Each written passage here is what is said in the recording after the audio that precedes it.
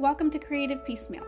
I'm Tammy Takaishi, a board-certified music therapist. Join me each week as a new guest from across the fine and creative arts spheres shares struggles, triumphs, laughs, words of wisdom, and more in authentic, thought-provoking, and inspiring interviews. Hello, and welcome to Creative Piecemeal. Today I am joined by my friend, Dr. Rebekah Louisa Smith, also known as the Film Festival Doctor.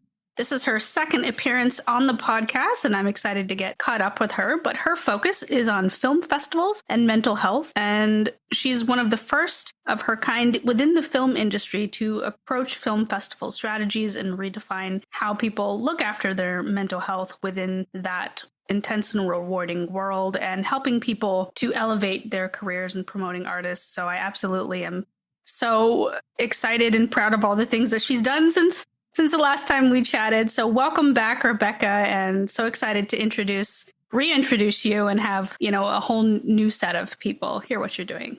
Yes, thank you so much. It was great to be back on the pod again. It was great first time. So it's nice to circle back round and have a catch up and fill in what else has been happening in the mad, busy, crazy world of film festivals. Yeah, I follow your Instagram, and I just love seeing all the posts like we won and things like that, and all those other things. I'm like, oh, that's so awesome, Yeah, so it is great. So it's a very rewarding job. It's one of those jobs where it's extremely intense, but extremely rewarding. Like, for example, today, one of our films got its 8th award in the first couple of months on the circuit, which was amazing. And it's a very strong documentary. So that's, wonderful to see. So yeah, so it always keeps you on your toes. People always say to me like, oh, what's the busiest time of year? It's a festival every single day. So, not Christmas Day, but every 364 days of the year, there's a film festival pretty much. So there's always going to be a festival happening, which is great. It's just a lot lots of moving parts, as I say. I think I'd say like hundreds of moving parts in our office in the mornings, but it all gets done because it's a great system. So excellent.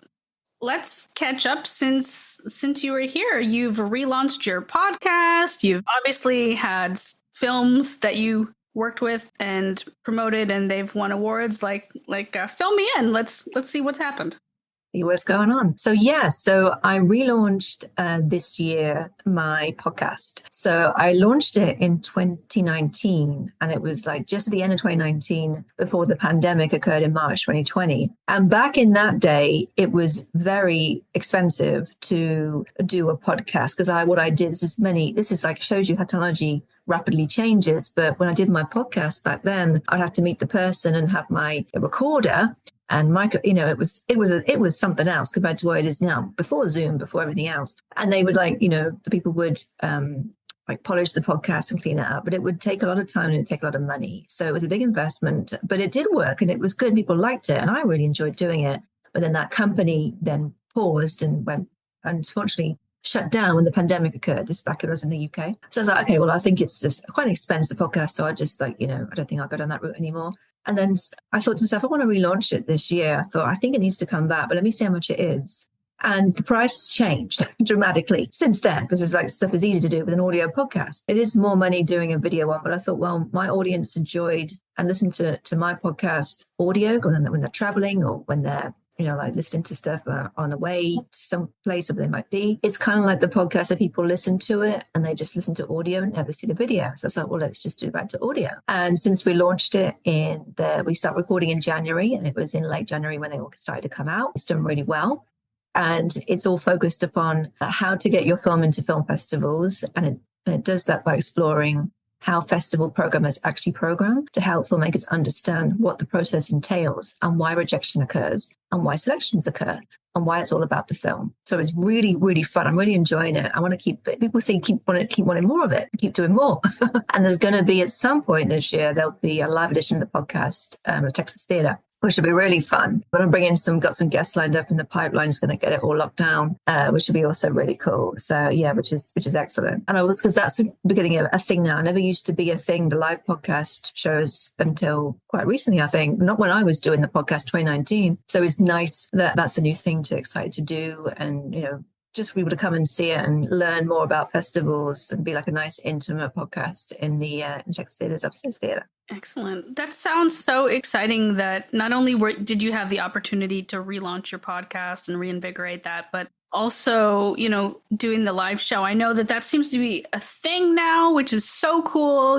People being on stage, podcasting and having an audience, it's almost like a peek behind the curtain, Yeah, exactly what it is. I mean, for mine, I've been researching the podcast live thing recently, and they all kind of vary and depends on what your content is and who your clientele is in terms of how busy it gets, or just how many people come to it, how many people show up to see what they, to see that kind of talk, and also how they do a live show. So I had some good ideas when I saw these live ones. They weren't my cup of tea, these podcasts. They weren't the best, but they have an audience that like that kind of content, which is fine. But it also showed you like how they keep like the audience entertained when they're doing a live podcast. And it's quite interesting. Like they're showing you clips and like pictures on their Snapchats and Instagram kind of shots they were doing and all these kind of fun things. Mine's obviously more of an educational podcast and not really like a topical kind of like lifestyle one. So I found creative ways when they were doing it. I think, yes, I could fit this in here and fit this in there without being too dry, but fun. And obviously it all depends upon the guests you get too. So it's like got to line up the ones who are going to be like really fun and like make it, a fun journey when they're talking about festival programming. Otherwise it can be, not the most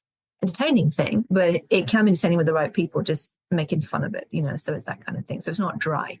And doing it in a more intimate space is a way for people then to have the courage to ask questions and connect and, feel like it's a home from home kind of pod, that they're actually there in their house listening to it, but just live. So that's my goal for it.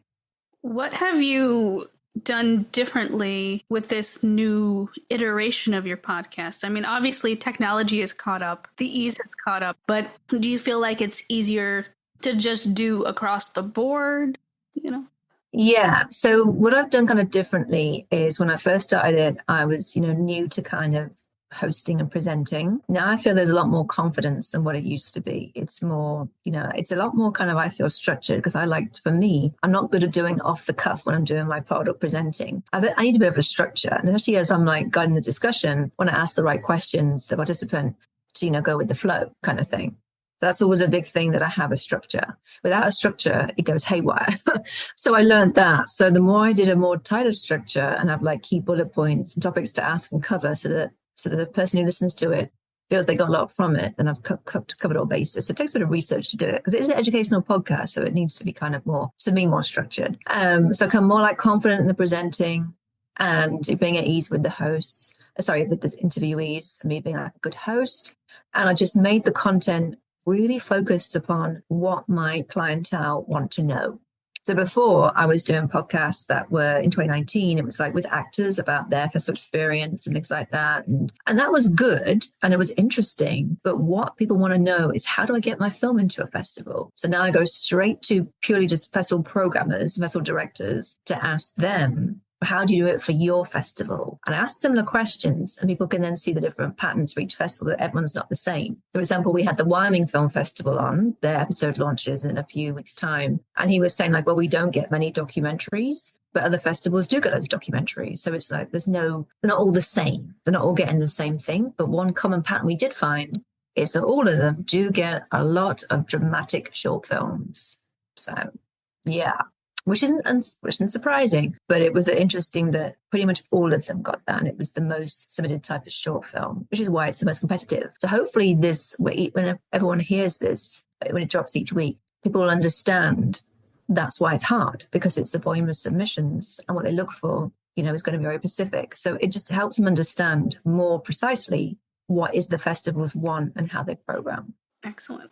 I know that you've written some books. We talked about them a little bit on your first appearance, but if you want to refresh for the people, if this is their first episode with you, about your books and how you came to write them and how it plays into your current work.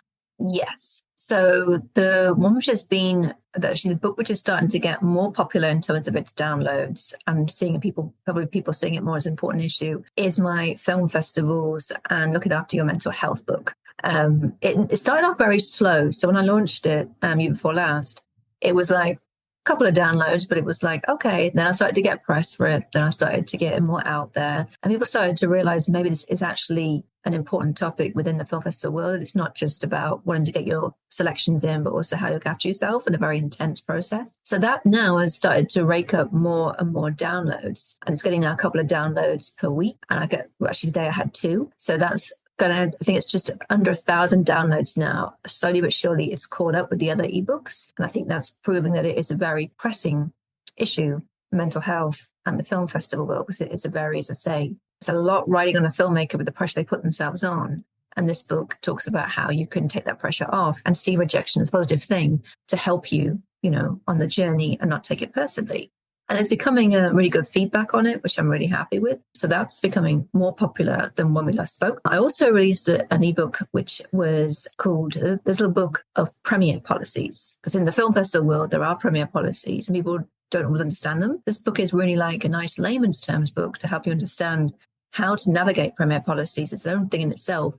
And how to move forwards when you get a festival invite and not to worry about premiere policies unless you need to. So it gives a really, really strong guide and a good summary to it. It's not the biggest ebook, but it's a very succinct ebook. I'm now going to be touring with that around festivals, doing workshops about how to navigate premiere policies, because it is a big thing that people get overwhelmed by. Don't always need to, but it's a hard thing to understand when you are new to it and how you navigate that kind of process.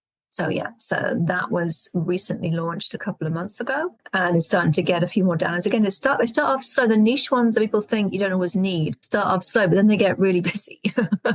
And what I've been doing is, since we last spoke, is that Dallas, Fort Worth has become a Academy qualifying city, which means you can qualify your film to submit to the Oscars here. And we have the Dallas Film Festival that is a qualifying festival for short films. So if you win an award at that festival, you can submit your film to the Oscars, that being sort of 3 short films. If you win their best live action short or best documentary short or best animated short, you can submit to the Oscars, and that's just become a qualified festival for this year's festival. And also, if you don't win those prizes, then you can qualify your film in a theater in Dallas-Fort Worth, in Tarrant County and Dallas County, which is very exciting. And that kind of like started off slow because people didn't quite know what that was. But I realized that was an important thing for the film industry here. And people are now capitalizing on that and really making it like a big thing. And I created an ebook about that, about how to qualify your film for the Oscars. And I've been doing that, touring around DFW in Fort Worth and Dallas. About 3 times I've done that now, doing like a live kind of edition, you could say, of that book, which has been great. And having people understand that process. And it's not an easy process, it's very complex, but putting it in what we call layman's terms in the presentation. So that's been really fun. So that ebook is more like what I call the touring ebook, because it's doing it in presentations and people have them really understand what this is. And it's been all pretty much like full houses and sold out for that, because people want to know how they do it. And sometimes when they hear that, they're like, wow, it's quite a lot, but now we understand it. We're going to do it and get the funds for it. Excellent. You said you recently had a film qualify for the Oscars. Is that correct? Yeah. So what happened recently, again, since we last spoke. So when was it? It was in October last year. One of my feature films that I represent was selected to represent South Africa for the Best International Feature Film category in the Oscars.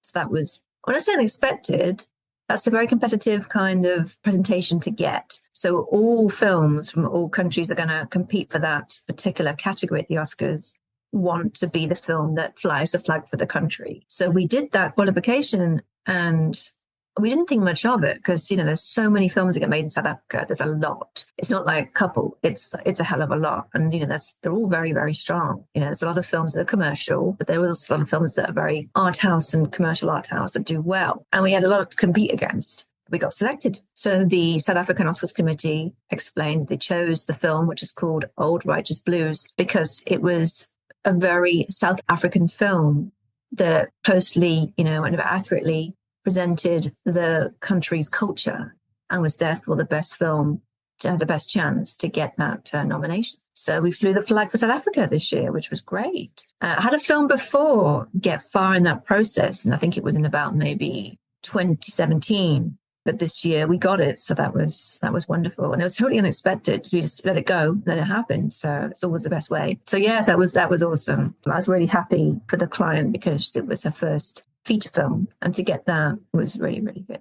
Last time we spoke about, how you do such a great service to the creative people who come to you in terms of, buoying their spirits and helping walk through their emotional and mental journey of having to submit films and wanting to do that, dealing with rejection, dealing with the positives as well that come from it. And I just think that's so wonderful that, you focus on mental health and you focus on, shining a light on the processes.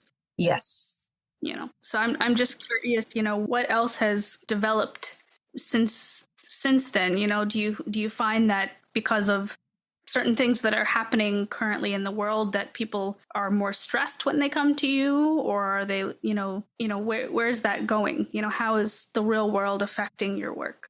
That's a great question, because I'm seeing now there's more and more anxiety around the festival circuit, because what each filmmaker wants to do is level up so that they can get access to, an agent or a manager or different types of people to collaborate with on different level, and just keep leveling up. So there is a lot for them. They find a lot of pressure because it's a very, very big pool of filmmakers and a lot of festivals. So it's got to find the right one. And some filmmakers come with a perception that is quite limited. Sometimes they can think, we just need to get into one of these 5, when other festivals that are still strong and at the top level can help you achieve their goals. So it's treating each filmmaker with the utmost care, and also a very bespoke and specific type of caring and nurturing. And I love nurturing. It's so much fun. I find it great. And looking after the filmmaker and helping them on the journey is excellent. So I find it more that, there are some filmmakers who don't have that pressure because they are moved on, they're different project, they're already leveled up, or they don't need the film to do that for them. There's less pressure on the whole kind of campaign and on the project. And it's a lot for us too, because we have to look after each one and, have a lot of filmmakers I work with, which is wonderful. But it is quite a lot to look after and care when it's sometimes the emotions are very intense. So I do encourage them to, seek alternative methods to cope, and not to rely on antidepressants, but also to rely on, say, EFT, emotional freedom technique, when the trapped emotions need to get out. That way you can then see things more clearly when you're not confined to being in freeze mode. And also what I also find useful for them to do is to buy a book called The 4 Agreements, which helps you understand how not to take things personally and how to go by these 4 agreements and to remember that it's not you, it's not them, it's just you might see the things very more in a universal and more balanced approach. So that just helps a lot when you do your research, and when you look into alternative methods to cope. It can really help you because you see things differently and your perception changes, and then your anxiety changes. So it's quite an interesting process, and I'm glad that filmmakers are now becoming more open to it, because many years ago this was not a thing. It was not as intense or highly pressured back in, say, 2011, 2012. But now there just seems to be a lot more films, a lot more festivals, and a great community. But it just becomes a bit more oversaturated. So you just have to figure out where you fit in. And the main thing to remember is that there is room for everybody on the festival circuit. It might not always be the way you think, but there's always room. And we make sure those people find that room and find the best home for that film. Excellent. What do you do for self-care to keep yourself grounded so you can then be a pillar for your clients? Yeah. So one thing I've had to do recently is, because it's long hours, a lot of traveling, there's a lot of work, is the evening time is my time that I deplug. Because the pace has calmed down for the day. The daily deadlines are all been done. Everything's wrapped up, and then I can do something else. And I don't look at my phone, because my phone will always be beeping with things. So I just don't look at the phone, and then either go to the theatre, there's something on, or go into an event when it's happening, see some friends in our community, etc. I just really like to, unplugging is the word. Unplug is what it is, because I never used to, and I would always be on. So what I do is and also what I like to do is read magazines that are fashion and beauty, and like Grazia and Hello Beauty magazine, Hello Fashion, Vogue, all those kind of things, because it's just a different world. And I feel that I can still keep being creative, because my brain keeps thinking creatively 24/7. And I might doing the unplugging, I get an idea for a film festival to send a film to, but I write it down and it feels fun. But I don't want to keep looking at my emails all the time instead. So I just make a note and a little diary that I take with me that's not electronic and go back to old paper and pen. It's a really therapeutic and much nicer way than having to rely on your phone all the time. So I'm plugging in that way. I never used to do it, as I mentioned earlier, because it was just, there was always something. And I wouldn't sometimes, finish work until 9, 10 p.m. and be time to go to bed after that. So I'd be like, right, I have to be strict now. Like there's something on today. So it's like, right, stop and then just go. Everything's done. It's not going to fall apart overnight. It's all good. It's a big thing to remember that is when you are your own, when you are CEO and founder of a company, you have people to manage and people to look after. There's a lot of responsibility, which we certainly follow through, but you just can't be like a 24/7 concierge. Because I used to do that when I was a PA. I would be on concierge levels. So I'd always be on. I'd always be like 24/7 for the CEO that I was looking after. And I just didn't know how to translate that when I was doing my own company, because I'd just be the same. So now it's like a very much more stricter and more calmer. So it takes a while to adjust and adapt. But then when I do that, it feels better the next day. I feel much more refreshed and I don't feel groggy or tired. I'm glad that you've been able to find routines that work for you. I remember reading something on Instagram where it said that boundaries are such an important part of self-care. And I was like, whoa, it blew my mind, Exactly. No, it is. I mean, the boundary thing is interesting because there are clients who will be on 24/7. And because it's just how they are, just different time zones. So boundary is crucial. It's something that I had to work on quite a lot. But then when I don't see messages pop up, or when I'm not looking that engaged in that world, and I go into a different part of the room or leave to go somewhere else and go out, it's much nicer. Also, what I found is just putting your phone into airplane mode also helps. Something really small and subtle can make a big difference. I definitely struggle myself with being on, and the fact that I always want to check my phone and check in with people and not miss a phone call and things like that. Yeah. It's hard for me because I always want to be there for other people. Yeah. And when I have to take time for myself, it's like a really hard boundary for me to set, to be like, okay, you have to take time for yourself. And it's okay if you don't get to that message that your friend sent you until an hour later. They will still be okay an hour later. It's so hard. I want to just write people back immediately all the time. Yeah, it is hard because it's just right. It's done and they've seen it, but they've got it and it's out the way. That is a tempting thing, and it's kind of like, right, you can do that. A friend of mine said, "Is it urgent?" Okay, it's important, but it's not urgent. So it can be done by EOD or first thing the next morning because it's not time sensitive. One of the things in my job is there is a lot of every day, there's something that is time sensitive that has to be done or has to be planned ahead for when we have to send a DCP or a film file, whatever it might be. There's always something every day, whether it be a festival deadline or a delivery deadline or something. There's always going to be something. We don't need things last minute, but we have to plan ahead. So we do it in a way where we won't have any issues or drama, but then we have to sometimes chase a client to get the things that we need. So every day is working out when we can reach out to people, when we can have to do this, that, and the other. And on top of that, we have other fun stuff come in, like news of awards, news of new festival selection to add them to the system, all this kind of fun stuff. So there's always something, and you could actually end up all day doing that until 10 o'clock at night. You could just stay here all day and do it and not take a break. And that's what you have to be careful of, because then you lose patience, but also you just get very tired.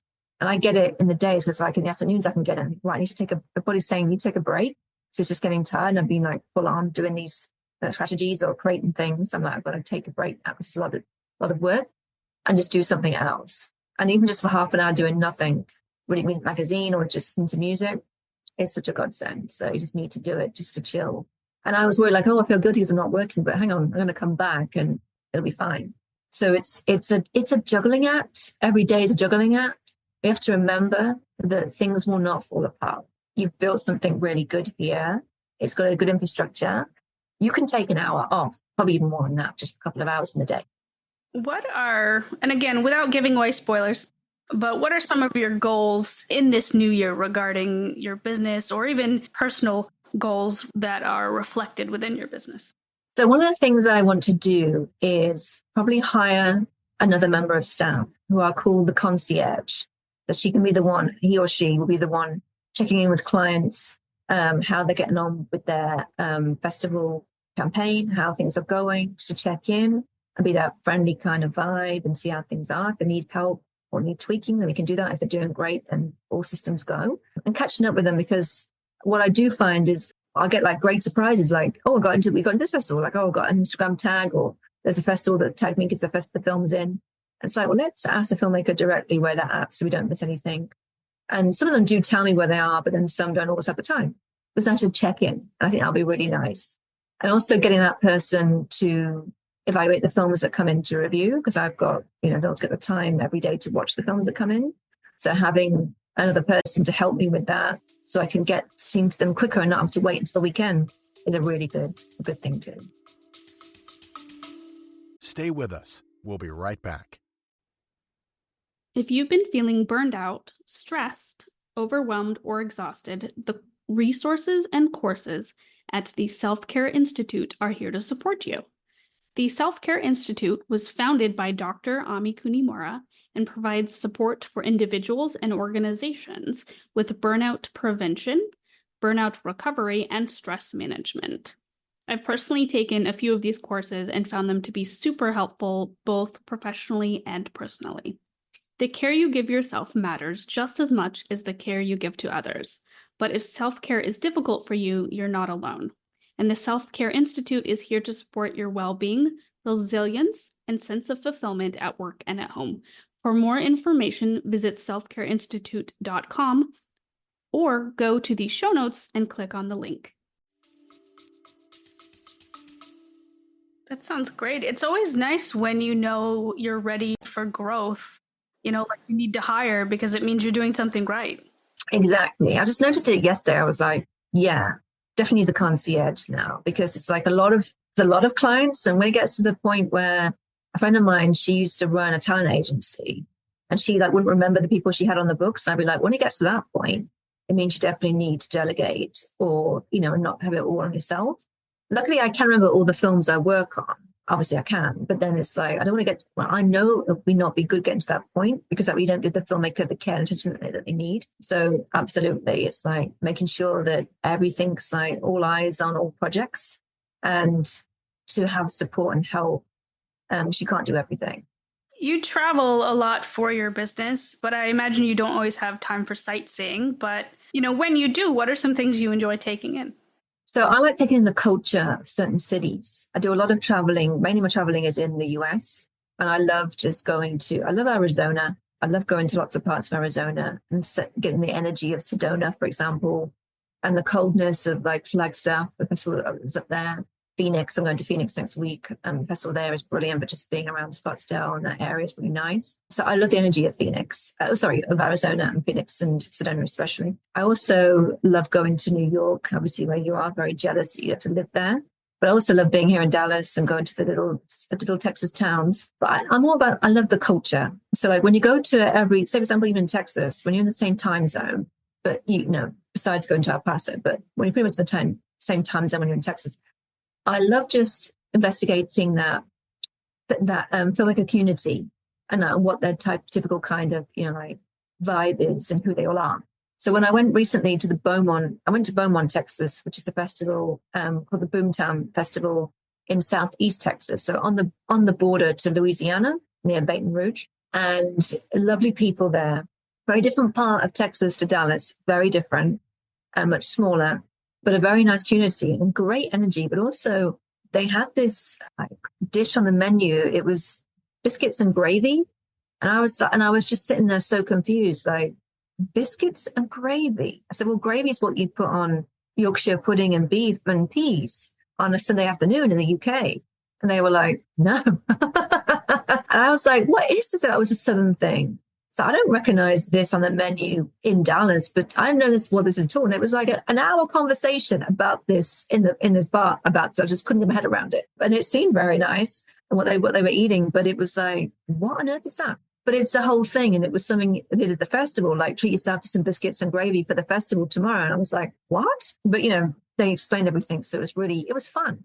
And just seeing what else they drink and, and like what their kind of like little nuances are and the little like quirks and stuff was so interesting. And that's everywhere in the US as well. Like, see New York and LA as similar things, like different things that are resonant to them. I always like when I go to LA is to go to a new juice bar every time I'm there and have a smoothie, which is really nice. I just like go around and see which's got the best smoothie in certain neighborhoods. So yeah, I find that great, just getting a different part and the scenery, because I love walking and I love like exploring new neighborhoods and towns and stuff. So it's fun. And it becomes fun when you notice these things that being British, I have no idea what they mean and what they're about. And I was just like, gravy is on beef. They were like, no, it's on biscuits. And I was like, can you explain this to me? Because I really don't understand. But they were just like, it was like a normal thing to eat. I was like, oh. So yeah, so it was fun. So that's what I love, is exploring that culture, the ins and outs, and like little like quirks and fun things.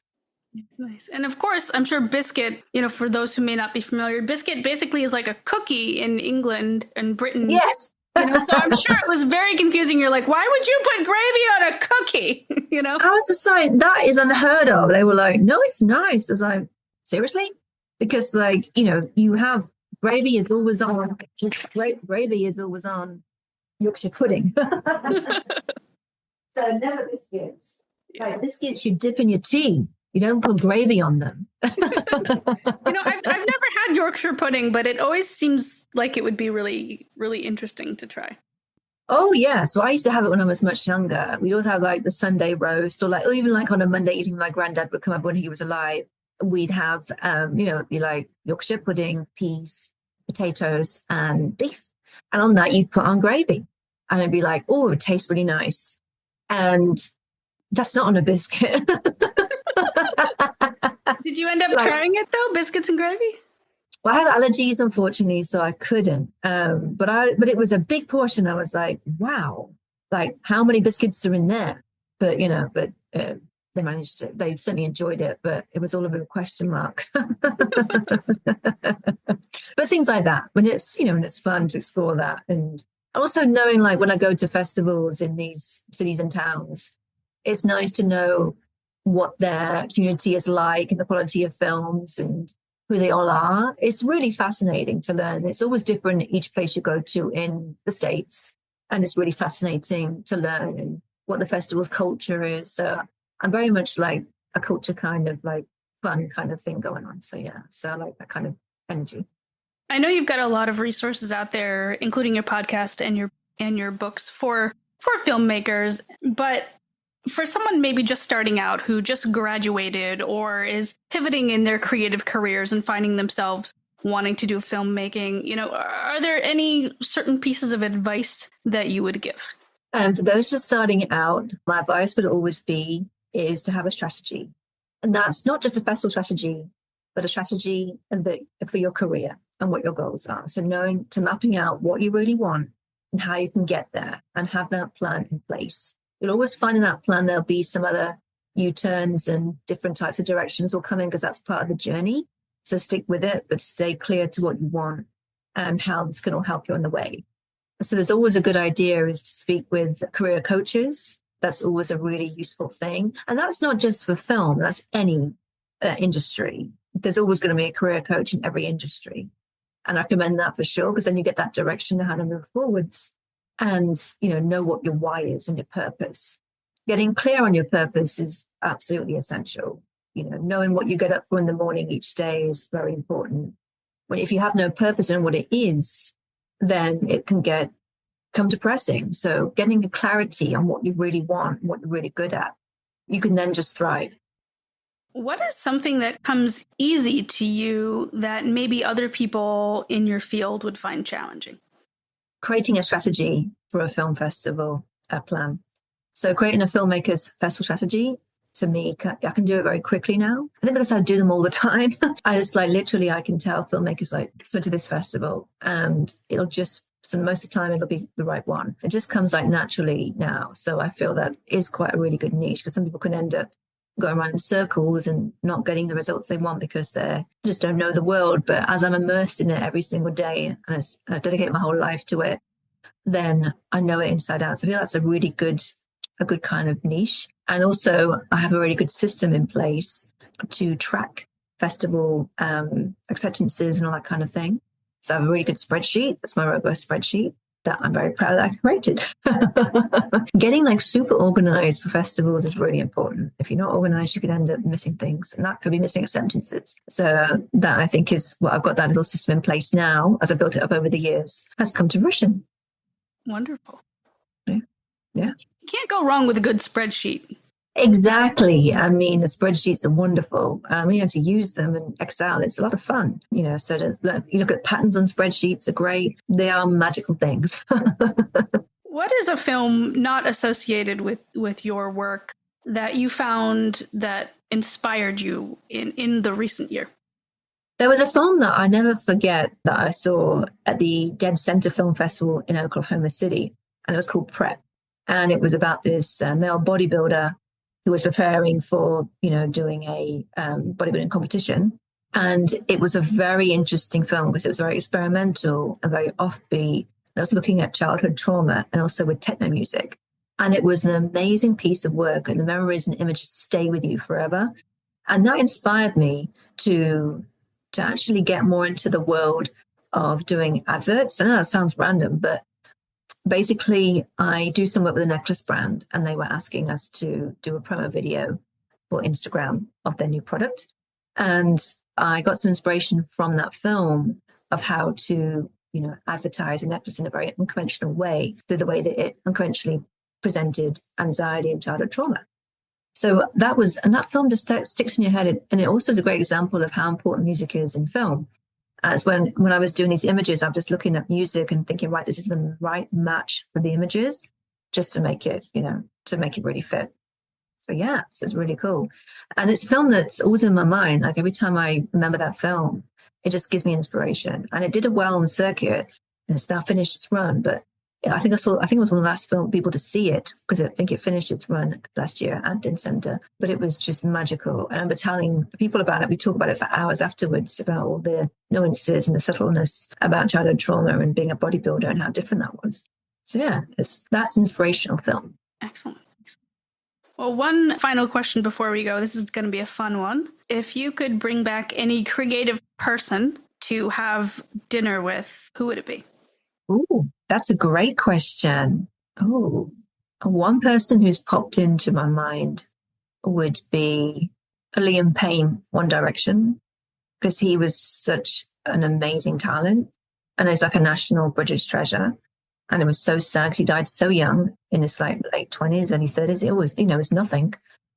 Bringing him back would be wonderful, to have that conversation about where he wanted his career to go, and to then become inspired by, what he was doing next into the businesses.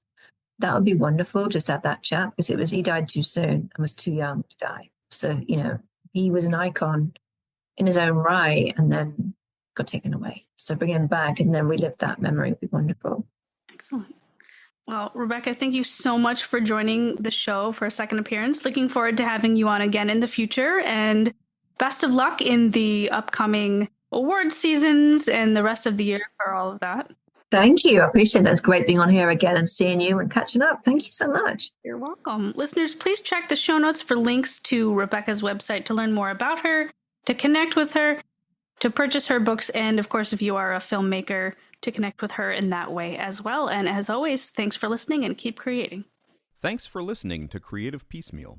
We hope today's episode left you feeling inspired. This podcast is independently created and produced by the host, Tammy Takaishi. More details about today's guest can be found in the show notes, along with links to the podcast's socials, merch store, and ways to support arts organizations AHA Broadway and New Normal Rep, both near and dear to Tammy's heart.